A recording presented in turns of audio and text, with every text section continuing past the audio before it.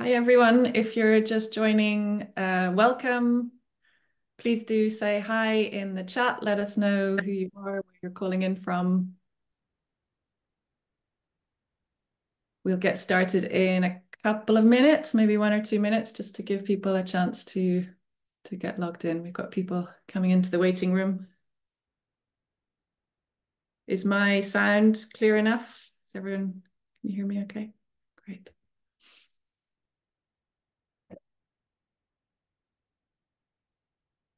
I'll give it another minute or so.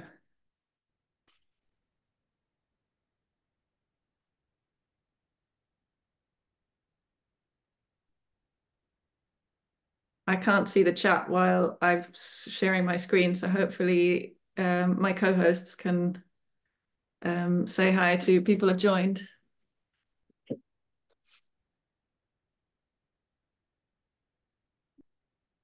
Hey everyone, I'm looking forward to this conversation. Looks like we have people from different countries, different parts of the world. Estoy thinking about one.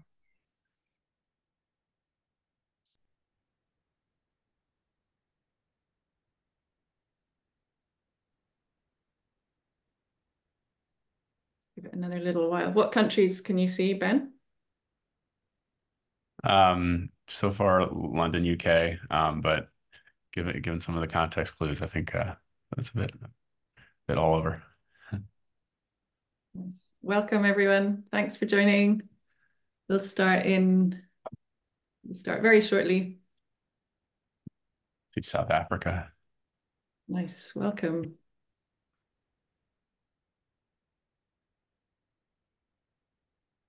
Great. Well, I think we should get started, and I think Mikita, you'll continue to let people in as they arrive. So good afternoon, morning, evening, wherever you are in the world. Thank you so much for coming along. This session is part of Catalyzing Change Week. There's loads more sessions going on, I think, until the end of tomorrow. So do check it out if you haven't already. And thank you to Catalyst 2030 for hosting this session and for all the work behind the scenes they've done to help us. The session's being recorded, as you can see. Do use the chat to say hi and introduce yourself. And I'm going to get started. Hopefully you can see my slides. So this is us. This is who's speaking to you today. I'm Anna. I'm the Associate Editor and Training Lead at Pioneers Post. And I'll say a bit more about Pioneers Post later. I've been doing solutions journalism for a while, initially sort of without really realizing it, and later a bit more systematically. And last year I became an accredited trainer of solutions journalism. I'm joined today by Ben, who's in the US, and Yael, who's currently living in Denmark, about to move to France, I think, but originally from Brazil, so a real international citizen. We're each going to speak for about 10 minutes. I'll let the others introduce themselves properly once they get the mic, and then we'll have some time for a discussion after that. So today's topic is about systems change, and that's one of those buzzwords that I think we can be easy to forget what that actually means. So I just thought I'd share a definition here, which is a bit complicated, but basically it's about shifting the different parts of a system and the way those different parts interact to ultimately create a very new and better system.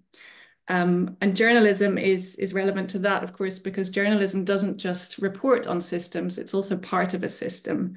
And it reinforces a system or shapes a system in a particular way. So I don't think any of us speakers are experts on systems change or even journalism and systems change, but we do have sort of ideas about the work that we've done, and we're keen to share that with you and hopefully spark a bit of a discussion. So please use the chat and also the Q&A function if you'd like to put your questions there, and we'll hopefully come to them later.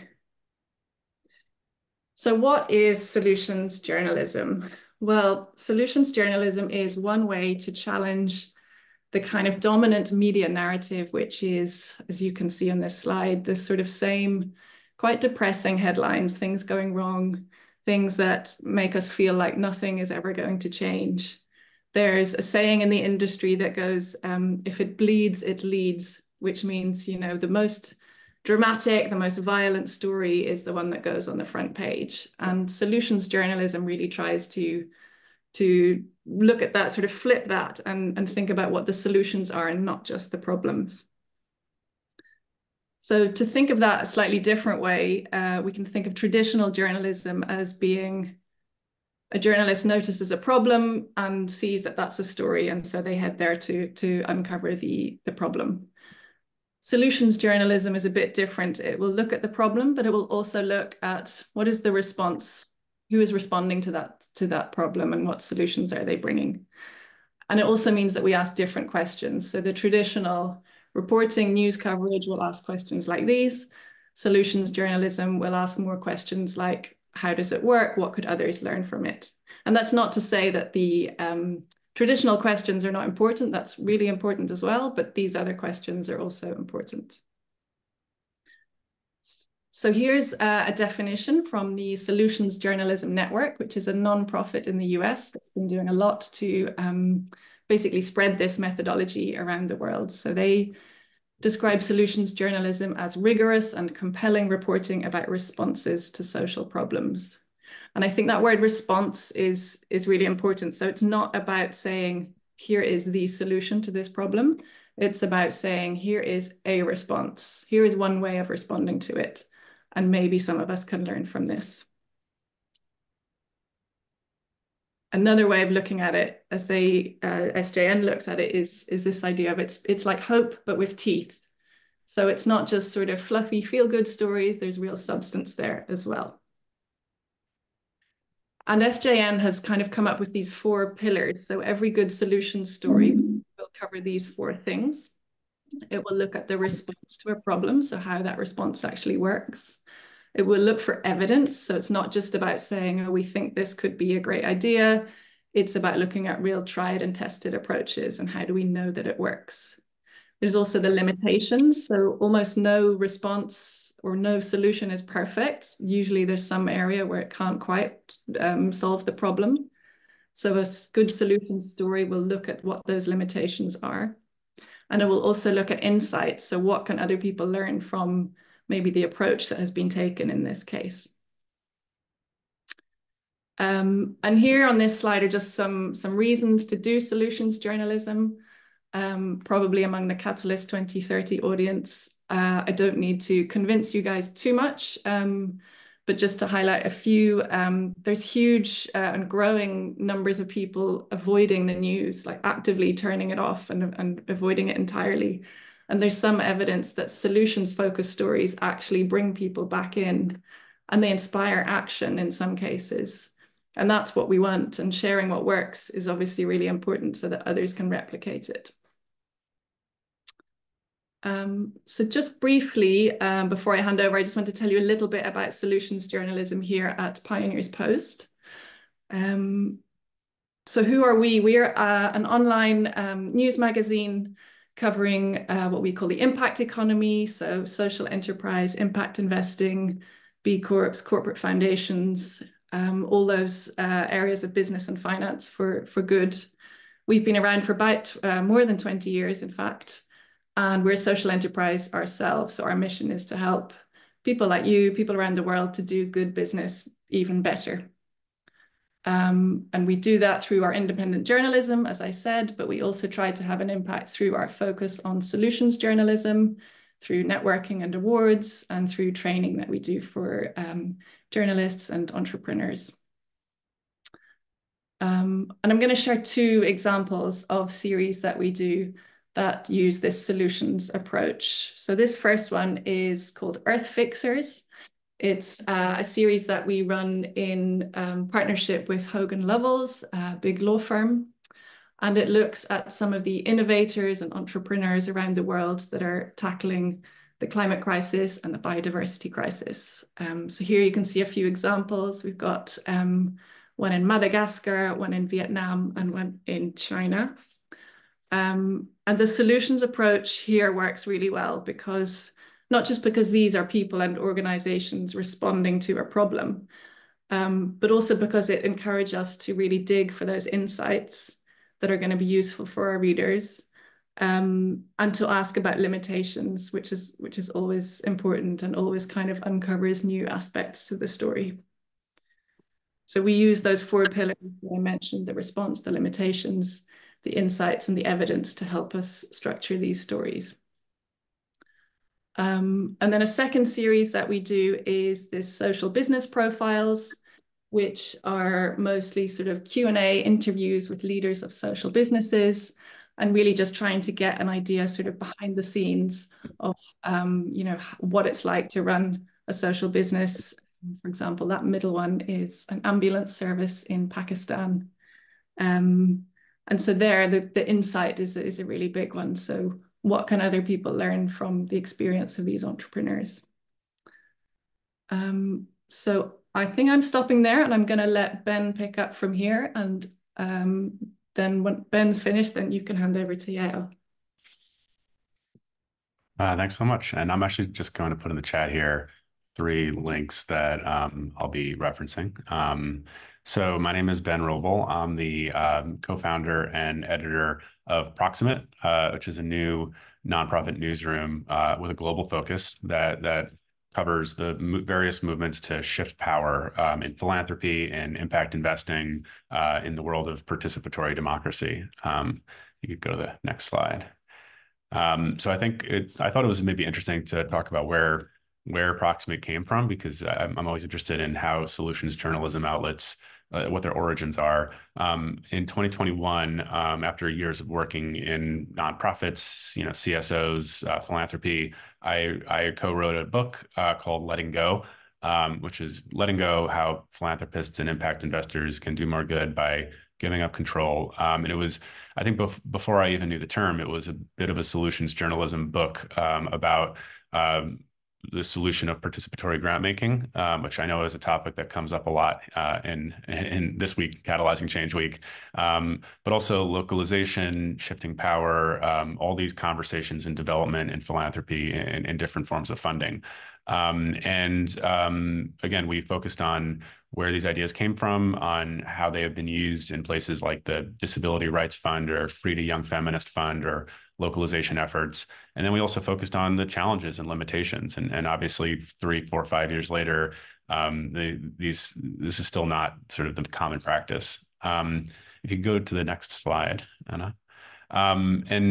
Right around that time, this was right when people were getting interested in these topics, and my co-author and I helped launch something that sort of grew organically as the participatory grant making community of practice. And I mention this because we actually now have more than 1,800 members in 30 countries.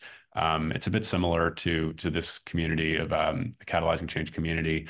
And what we saw was that there was a real appetite for not only blog posts and reports, but also journalism about how this stuff actually works. Because it's one thing to say participatory grant making is great. It's another thing to really ask questions about what's the evidence? Where has this been used? How can we get local journalists to write about this and talk about opportunities and challenges? So we created Proximate with that purpose. So we're, again, just quickly, nonprofit magazine. We launched a few months ago, and we've built up a global audience. And one of the things that we're excited about is that we're partnering with local. I'll talk about this maybe a bit later, but we know that we're a global platform and we have capacity to write, but we're much more excited about partnering with solutions journalism outlets in other countries. We're starting with Kenya, India, and Brazil to work with local, Proximate journalists to create solution stories. I actually saw someone from Solutions Media Ukraine here, and I'd love to connect with you after the call. Next slide, please. So just wanted to quickly talk through 3 of the stories. Not all of our stories are traditional solutions journalism stories. One thing that kind of has come up, which has been interesting from a media startup standpoint, is that we've talked a lot with the Solutions Journalism Network, and we realized that some of our stories fall in the solutions journalism category in that they follow those 4 pillars of response, evidence, limitations.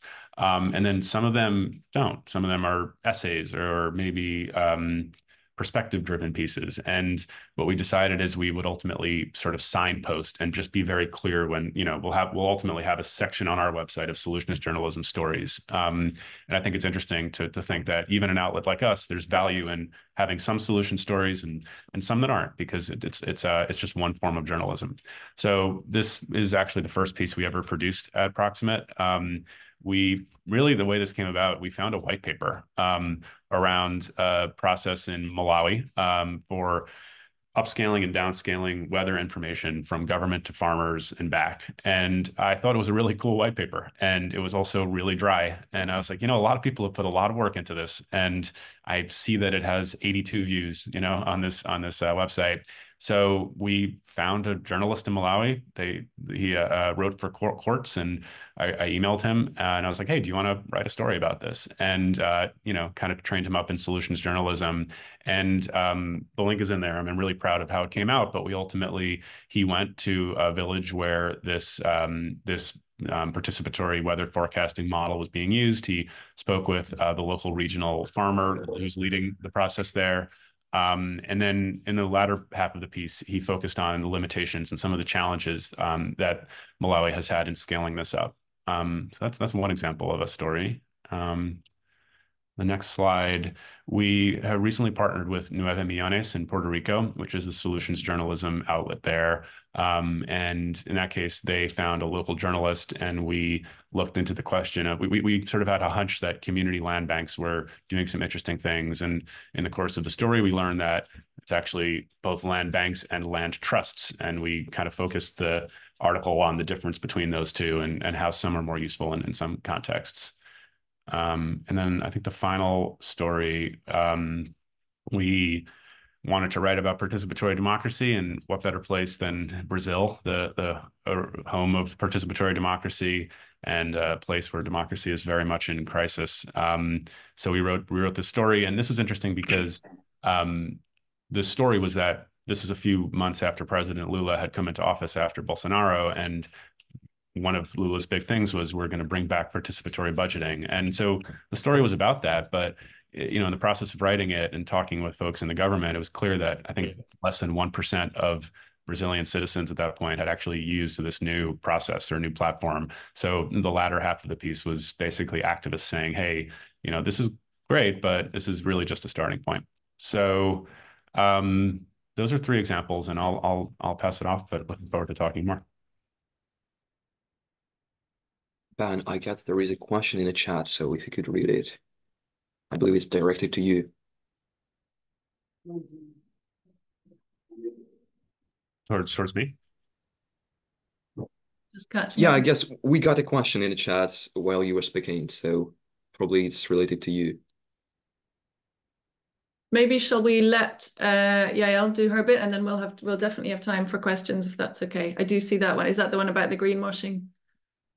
Yeah, we'll come back to that. Thank you. Yael, if you want to go ahead. Yeah.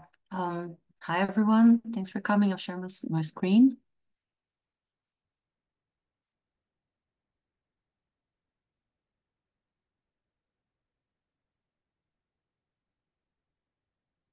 Okay. So nice to meet you. I'm Yael. I'm from Rio de Janeiro, Brazil, working as a freelance journalist, and also doing my master's in journalism and communication, now based in Denmark, but soon moving to France. And both in journalism and academia, I'm mostly focusing on ways to support indigenous peoples, especially in Brazil, which is my country. And therefore, in 2021, I created a project called Vozes da Floresta, which means Voices from the Forest in English, to support young indigenous communicators in Brazil. I'm going to talk about that soon. But to start here, I chose to highlight the story that also deals with indigenous peoples, especially non-indigenous people in the Amazon region of Brazil. So this story was right in the middle of the pandemic, hitting hard the country during Bolsonaro's government. So affecting that he still didn't do it. So just do it again. Sorry. Okay, I'll keep up.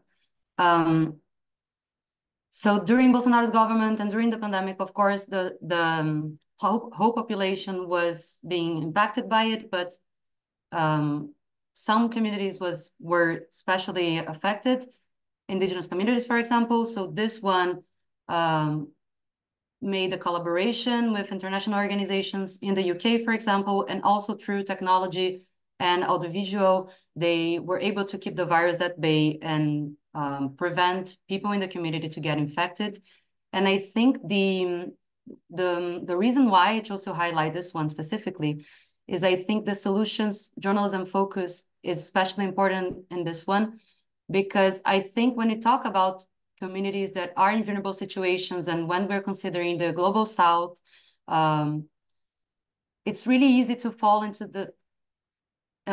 the situation where we see them as victims, which is not something false.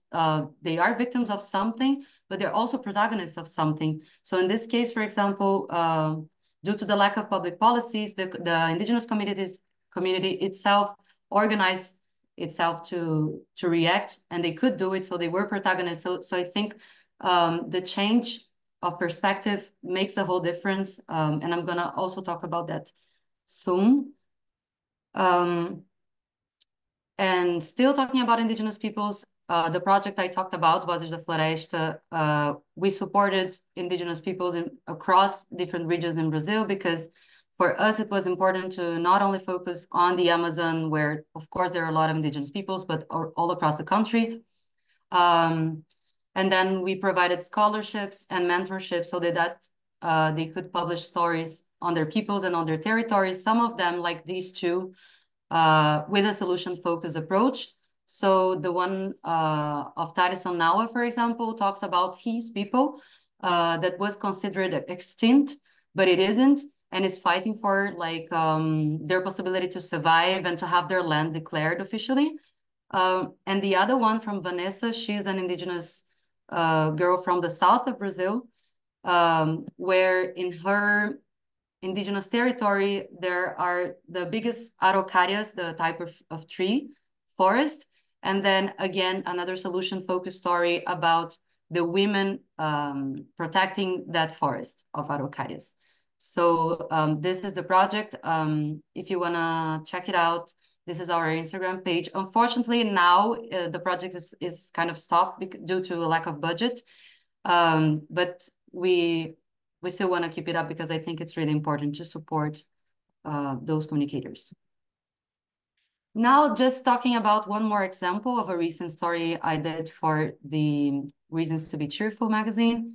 Although this one is focusing on Denmark, which is where I'm based now, I thought it was interesting to bring it here because still focusing in Europe, I think I could still bring a global south perspective.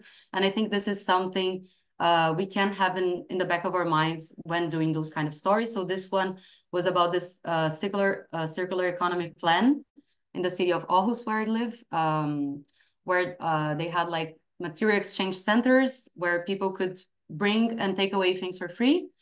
But then I decided to reflect on how this would work if we were to talk about other countries, different countries from Denmark especially. So considering Brazil, for example, that is the country where I was born and raised, how would that work? And then I'm bringing this quote from the project's coordinator, saying that it could work differently, actually. Like, I think for solutions-focused stories, of course, different cities can get inspired, can get inspirations by those projects.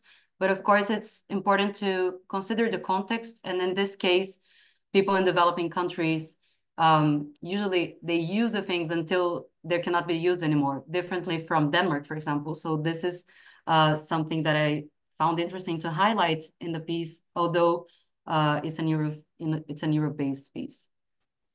And then coming back with a few thoughts on supporting system change in the Global South. So when we talk about the Global South, we're talking about a region that usually has less opportunities than the other countries in the world, especially in the Global North. So first thing I would highlight, I think, is the importance of supporting. And when I say supporting, is of course with money, with funding, scholarships, and especially for those peoples, like indigenous peoples, like people living in favelas and in slums, There are plenty of communicators in there. They just need funding to do their work. So this is one thing. And the other thing is that reflection I was doing before about the perspective of victims and protagonists, that I think especially in Europe, it's easy to end up doing a beautiful story where, like,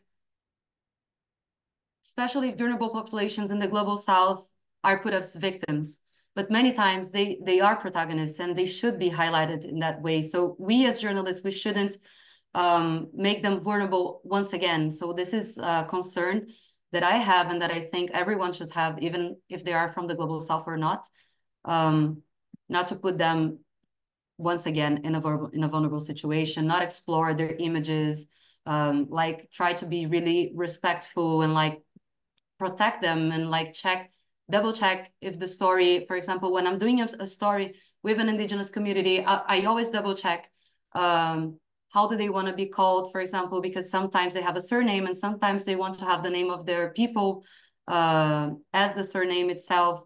And this kind of small caring that I think is really important when dealing with different communities in the global south. So those were some reflections, and that's it. Thank you very much. Here are some contacts if you want to just send me a message. Thank you. Yeah. Thank you. Yeah, that's a really good point about asking how people want to be named, and actually goes for almost anyone you're interviewing. Yeah, because there are different ways of doing it in different cultures, and some people have names in different forms from what the author is used to. And actually, it was interesting, Ben, you were saying about for the Malawi story, you specifically went to get a Malawian journalist to cover that for you, which I assume maybe brought out something that you weren't expecting if you'd gone and covered the story.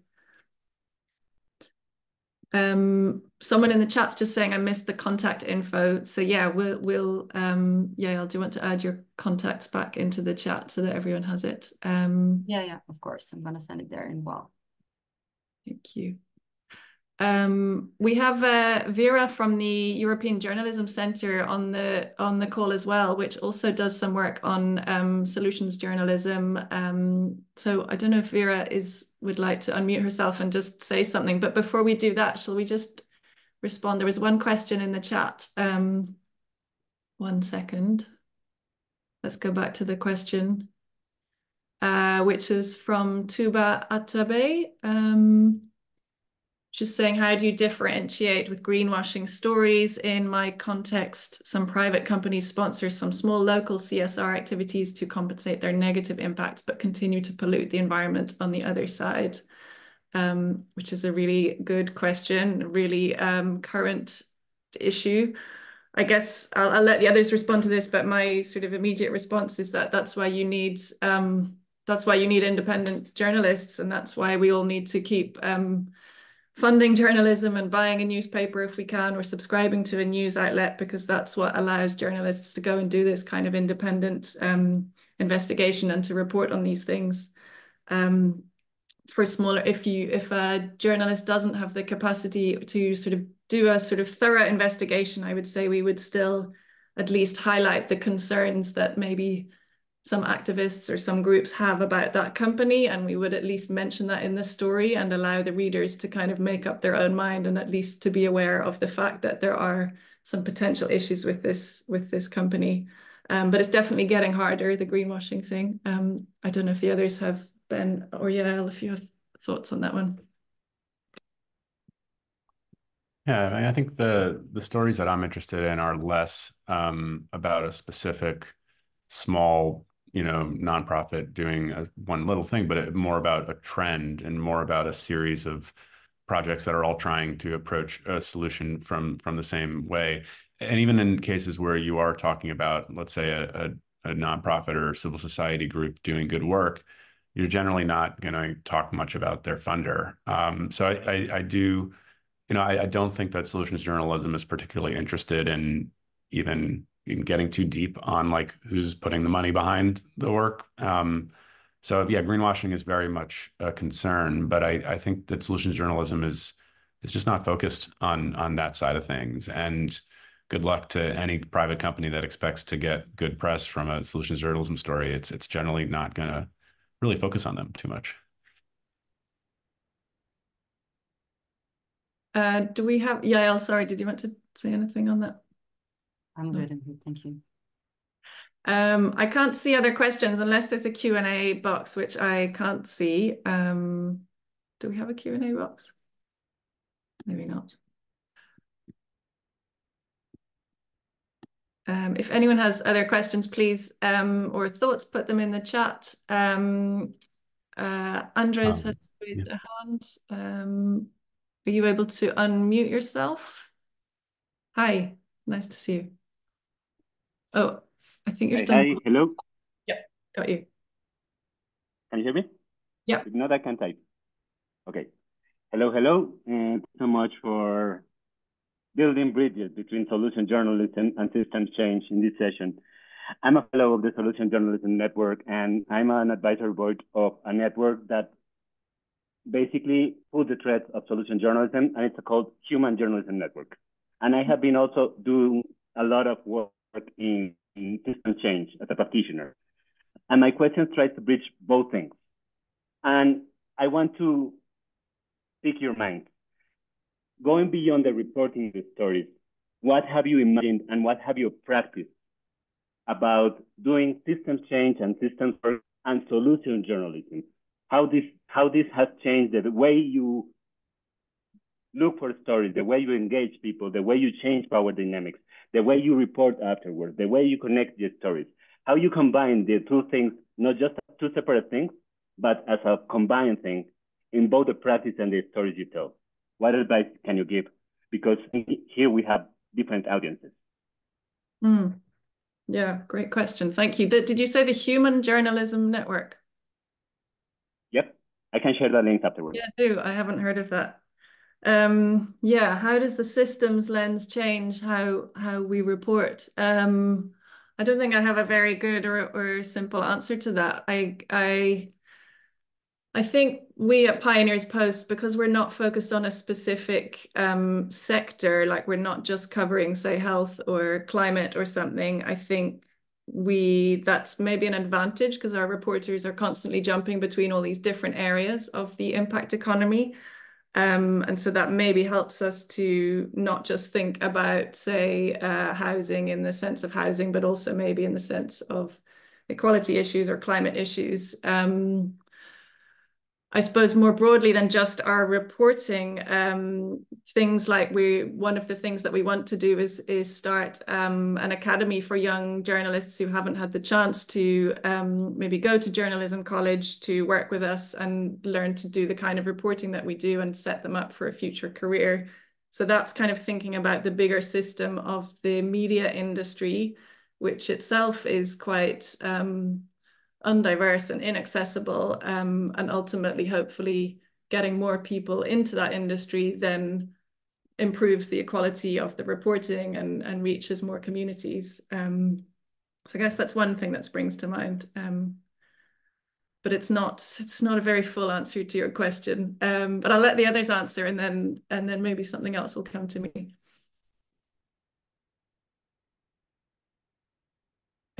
Yeah. Ben or Yael, do you have thoughts? Yeah, I think for us, excuse me, for us, we're only interested really in systems change stories. And I think that maybe is something that's unique to Proximate, in that we're focused on models that shift power in philanthropy or another system to people with lived experience. And to get to Vera's question, how do we plan for impact? I think it's really, really hard to measure the impact of a story unless you're looking at, is this being republished somewhere, or is there a copycat article, or sure, is there a policy change? But what we know is that we do have relatively low readership. Thanks, Jeff. It's true. But we know who our readers are. And our readers, for instance, the 1,800 members of the participatory grant-making community who are a core part of our audience represent several $1 trillion in capital. I know for a fact that people at the World Bank, at the United Nations, at the Ford Foundation, and OSF read Proximate. Maybe not every day, but if there's an article about something that they're interested in, it's probably going to get to them. In some cases early on, that's because I sent it to them personally. And yes, the idea is that you write for someone specific, and ideally that's someone for us that has some power over systems change. And then that ultimately gets viral and gets spread out from there. So maybe that answers a few questions, but yeah. Yeah, I'll just jump on that about the question from Jeff about relatively low readership. Yes, I mean compared to more mainstream outlets for sure, but a bit similar to what Ben said, we have quite a specific audience, and yes, we'd love to reach more, but we're never going to go viral. That's sort of not really what we're there for. It's more about reaching quite a big percentage of the people in that particular industry, and we're sort of a trade publication, so we're really for people within this sector. As I said, it's about helping people do good business better, but obviously there's great publications out there that target a much more wider public, so Reasons to be Cheerful, which Yael mentioned that story was in, that's aimed at a more general public audience. So it just depends who you're trying to reach, I guess. There's yeah, go ahead, sorry. No, because I see Vera's message. Thank you, Vera. And adding to what Ben just said, I would say I would agree that it's hard to measure the impact, but the thing that I care the most is the real life impact, I would say. So for example, in the indigenous community in the Amazon region, I showed you the real life impact would be the crowdfunding they were doing to gather money to do their campaigns and be able to keep the virus at bay in the community and protect themselves. So this is a real life impact, like how the videos they were doing are spread, how an international audience get aware about this, about what was happening in there, because otherwise they wouldn't. So this is one thing. And the other thing is, for example, when I'm talking about my project, Vozes da Floresta, the real life impact that I saw in that project was a really interesting one to me. The most important thing, actually, like some of the participants, for example, one of them, the Vanessa, which I showed the story to you of the Araucarias forest, she, after the project, started to study journalism in university. Another participant started to work as a communicator for an indigenous association. So I see that as a real life impact too, that I think is the most important thing to me, to be able to really make a difference in people's lives, and especially like in those peoples that I care the most. So that's, yeah, what I would say. Thank you. Sorry if I pronounce this wrong. Jai Sun has a hand raised. Please do unmute yourself, turn your video on if you'd like. Yes, sure. Hi everyone. Thank you so much for your sharing. I'm Jia Yi. I was a journalist for 5 years and I'm now pursuing a business degree. I have 2 questions. First is that I'm wondering, where do you usually find the stories? And my second question is that you mentioned that there are like 4 parts usually in the solution journalism story. So how do you like put those 4 parts? Do you just like plainly say, okay, this is the solution, this is how we do it, and this is the limitations? I'm wondering that the organization of the story, how do you put the words? So on that question of structure, there's not really a particular and actually it would get boring, I guess, if every solutions journalism story was the exact same structure. So it's not that you have to do it like 1, 2, 3, 4. Really, it's just saying that if you're going to do a good solutions story, these are the things that you really want to try and include in some way. So it might be completely reverse order from one to the next. It might be that there's not an awful lot you can say about evidence in one, whereas another one is a lot more about evidence. So it's not, yeah, it's more just a guideline to make sure that you think about those 4 things. Your first question was about where to find solutions stories. So mean, Catalyst 2030 is full of people working to solve problems, networks like that, networks like Ashoka. There's a lot of awards, Skull Social Innovation Awards. We at Pioneers Post get obviously press releases all the time of people doing things. Otherwise, it's just sort of normal journalism, I guess, you know, conferences and keeping an eye out on local news and digging into existing stories and maybe going a bit further than whatever the previous journalist did. Yeah, I don't know. Do the others have suggestions for where to find good story ideas? Yeah, I would say, at least in my case, I would recommend engaging in some topics you're interested in or engaging with communities you wanna write about. So that's it. Like in my case, since I have like kind of a close connections to indigenous communities in Brazil, it's natural that those stories come to me. And of course, at the same time, as a journalist, I have like the eye for the story, because sometimes, and also a solutions journalism eye for it, because sometimes maybe even if it arrived to you, you would let it pass just because you weren't looking at that way. But I would say, like, see what you're interested in and try to engage. Like, for example, when I moved to Denmark, the story I reported about was about this reuse center, which I took things myself from my new home. And then I started to think like how I was impacted as a citizen and how the others can be impacted as citizens. So I think it's, yeah, basically engaging and trying to see with this solutions perspective, how you can report on it. Yeah, it's a good point. Often it's like hearing about one idea or one thing, and then digging a bit and finding out that it's part of a much bigger thing, and then, you know, you've got an interesting story. Ben, did you have anything to add on that? Yeah, there's so much to write about and so little time or funding. I think the way that we, or at least I approach it, is that I think that I see this journalism that we do as a bit of an alternative to white papers, reports, and academic papers. And I think those are very valuable. But I think often the approach that that type of writing takes is like, let's look at a lot of data from the past and see what's worked and what hasn't. And the thing is, with participatory democracy, deliberative democracy, participatory grant making, this stuff is really hard and often done poorly. And so when you look back at the examples, you're going to see a lot of failure. And okay, like what have we learned from that this stuff is hard? And ultimately, just repeating the fact that it's hard is I think limited in how helpful it is.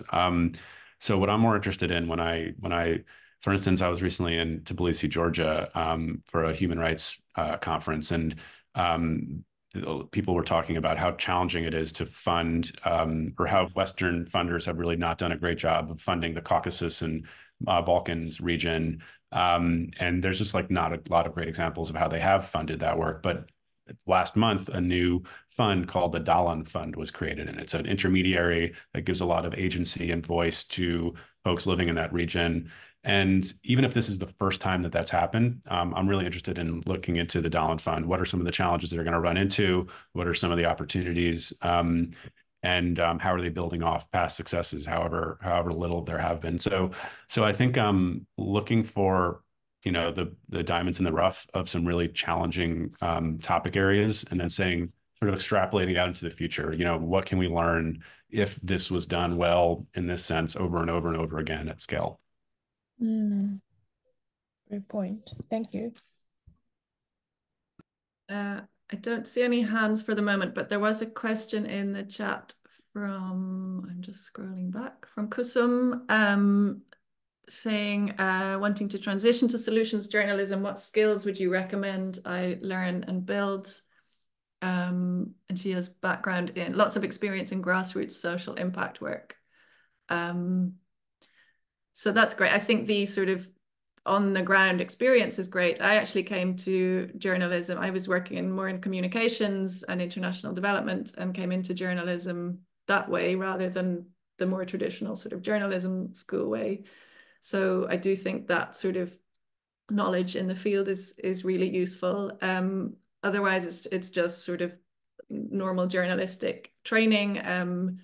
There's a certain style of writing, I guess, that takes a bit of training. It could be on the job training, or it could be a course. In terms of specifically for solutions journalism, I mean, the Solutions Journalism Network has lots of free training that you can do. I don't know if you've looked at that already. So that would be my sort of first suggestion.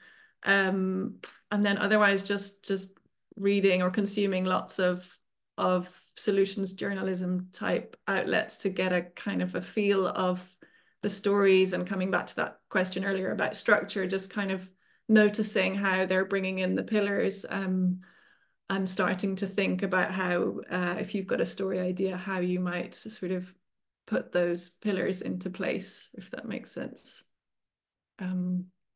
Any others have thoughts about this?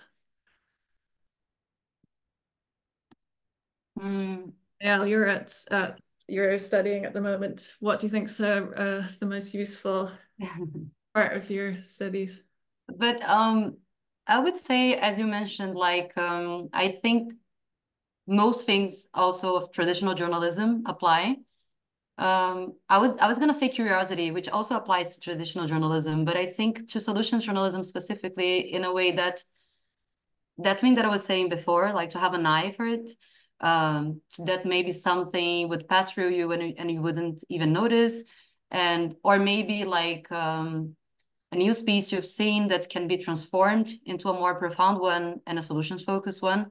So I guess it's more of doing an exercise and trying to get yourself into that beat, in the solutions beat, yeah. Thank you. There's another question has come in from Pooja, which is interesting. I don't know if you want to unmute and tell us a little bit more if you're still on the call. Yeah, I'm here. Thank you. So thanks for this presentation. So I'm organizing this fellowship for like to help young leaders, especially from countries most impacted by climate change, to improve their public speaking and writing and stuff. And one of the issues I'm coming across is like if that person has to keep their identity hidden because in their country, there are many freedom of speech limitations. What are ways that they can still get their stories out there, and have kind of high readership? Are the only options like having little quotes in somebody else's piece, or having somebody else who's a credible writer put their name on your piece? Are there any other options or things you can think of? And this would be for people, they would write their own pieces. That's the idea. The idea is for these people who need to keep their identity hidden to still be able to get their stories out there.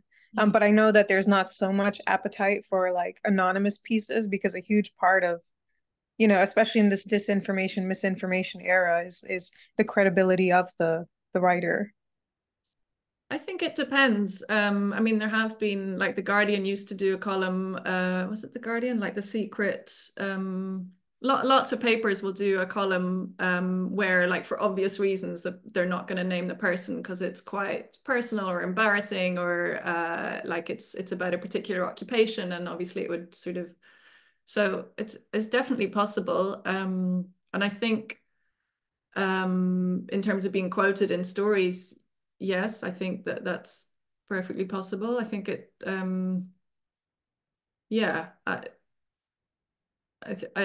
think that there must be a way around this. I don't have a very good answer for you. Yeah, I guess, like, is there appetite? Like you mentioned, The Guardian has like a secret, and so it would be the credibility of the paper, right? That people would trust when reading the piece.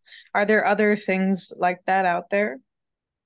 So I suppose if this person has a compelling story, and if they or you helping them can pitch it as like, this is a really interesting, unique angle, you've got to include, this person is speaking from this country, it's something that your readers will have never heard, they've got a really strong voice, then I think an editor will want to include that, or you have a good chance of getting it placed. But it's about getting in the door and sort of convincing them that it's a really strong story and an original story. Yeah. Yeah, I mean, it's a super interesting question because often if someone in that position is looking to write, it's specifically because they're trying to get attention paid to their work and they're trying to raise funding and for very good reasons or influence policymakers or whatever it is.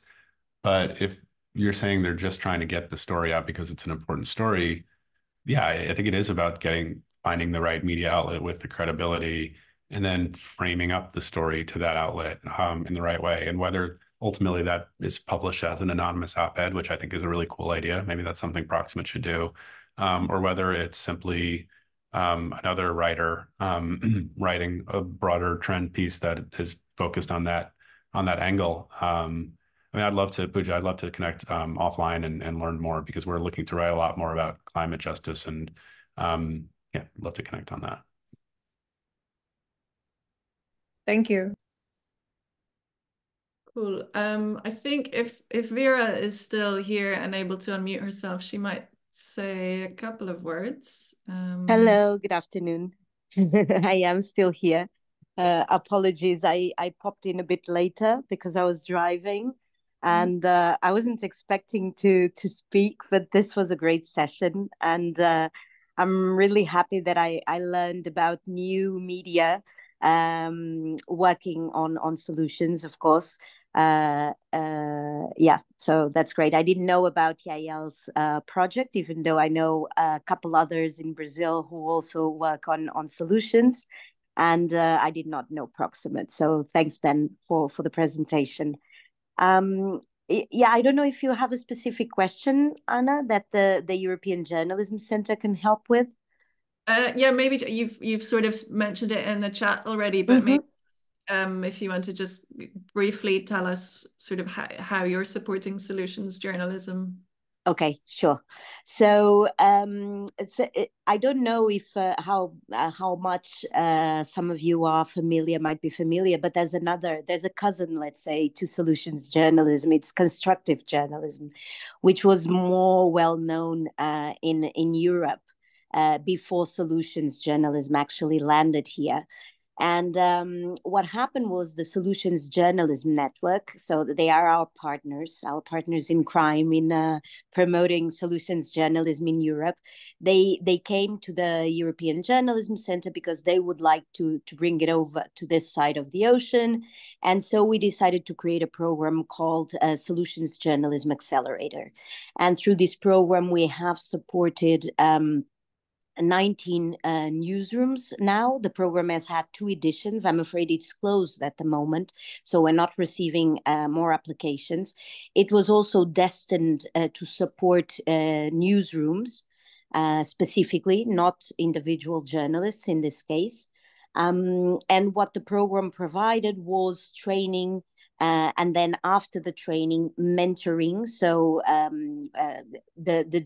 couple of journalists from each newsroom would learn how to apply a solutions lens to their journalistic work. And then after that, they worked with a mentor for several months to have support, to be able to model these stories, to respond to the specific challenges that come about when you are actually producing the stories, right? Because we know that you learn the theory doesn't mean that it goes easily or immediately into the practice, right? So very much focused on the 4 pillars that were mentioned in the session on how to explore that when you write your stories. And then at some point also on what is called complicating the narratives, which is perhaps a second stage of development of solutions journalism, very much connected, at least from our perspective, with the systems change that was mentioned during the session. Right. And my question about impact is connected with this. So, of course, it's very difficult to change systems in the world with just one story. We know about that, or one investigation, right? But at least at the EJC and through our mentoring and training in solutions journalism, we really try to incentivize that there is planning for impact when you decide to write a certain story or to embark on a certain investigation, right? So you decide what is the impact that I would like my work to have or to contribute to, at least.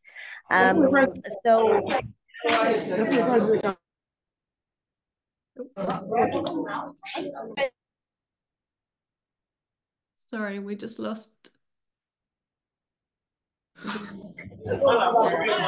Am I still here? Yes. Yeah.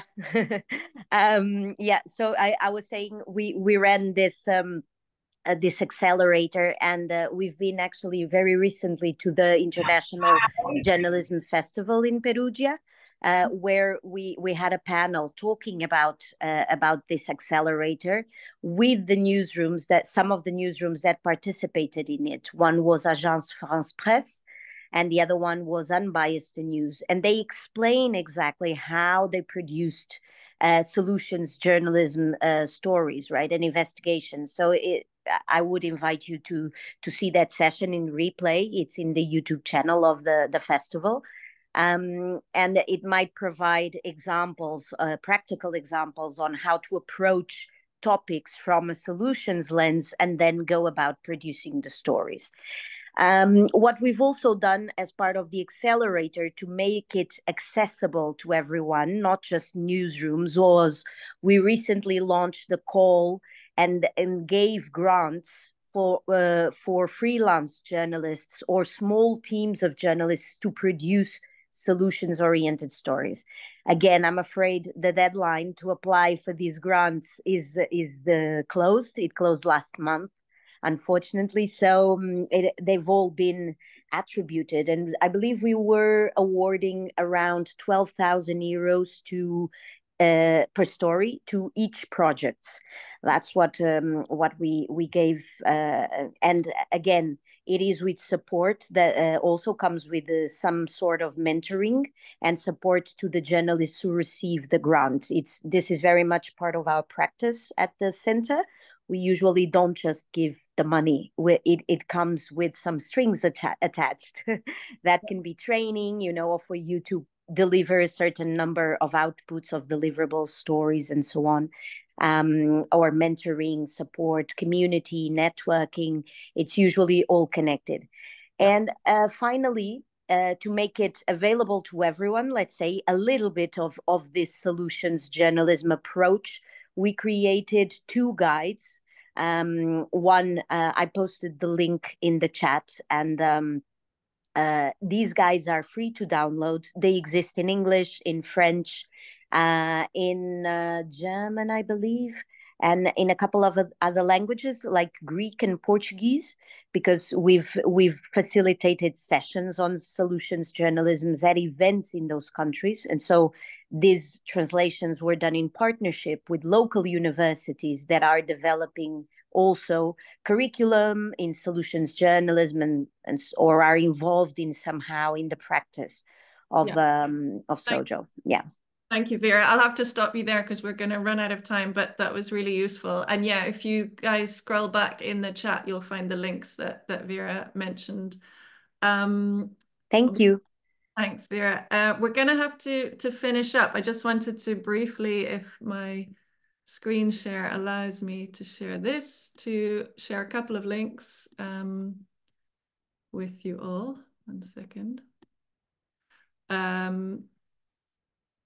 So yeah, just a few things to flag. So please do sign up for the Pioneers Post newsletter to be kept up to date. And for the Proximate newsletter, we've put the links up there. And just to let you know also about an event that we're running.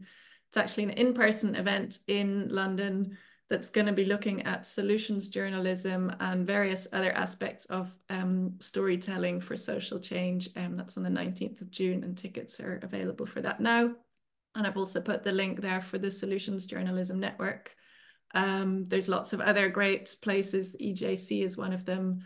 The Bonn Institute for Constructive Journalism. It was great to learn about the Human Journalism Network today.